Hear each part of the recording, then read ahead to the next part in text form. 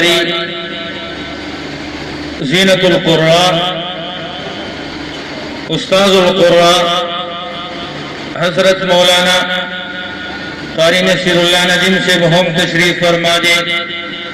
انشاءاللہ عن قریب بہوی پخپل خلی آواز باندی زمونگا استاذ سنے دا قرآن عظیم الشان فانوارات سر منور کی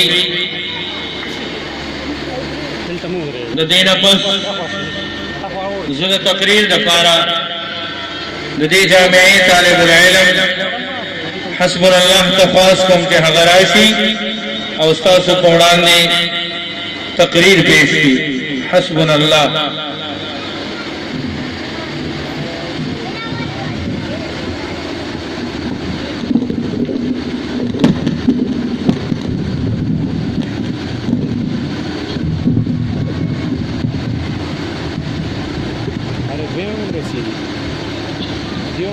نحمده ونصلي على رسول الكريم أما بعد فأعوذ بالله من الشيطان الرجيم بسم الله الرحمن الرحيم والذي جاء بالصدق وصدق به أولئك هم المتقون أو كما قال رسول الله صلى الله عليه وآله وسلم لأبي بكر الصديق أنت سائر في العار وسائر في الجنة أو كما قال صلى الله عليه وآله وسلم صدیق یار محبوب کردگار صدیق یار محبوب کردگار اور صاحب رسول ہے پلار والمنار صدیق پیشتر ہوئے داخل جوہر میں صدیق پیشتر ہوئے داخل جوہر میں یہ ہے دلیل یقین و اشکار و برہان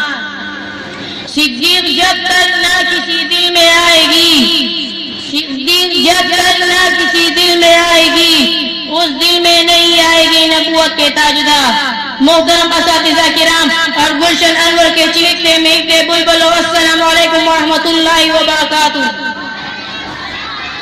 آج میں آپ حضرات کے سامنے اس شخصیت کے مناقب بیان کرنا چاہتا ہوں جو پناہ رسول بھی ہے رفیق قبر بھی ہے رفیق حشر بھی ہے یار غار بھی ہے نبوت کا وفادار بھی ہے علامہ ابن حجر مکی رحمۃ اللہ علیہ لکھتے ہیں کہ صدیق کی ولادت پر حاتم اسمان سے آواز آئی امت اللہ بتقدیر ابشر بالوالدین وبالصدیق وبالحاتم النبیین وبالغائر رفیق آواز آئی کہ اللہ کے بندے یہ ابو بکر صدیق ہے جن کا نام عبداللہ ہے ان کے والد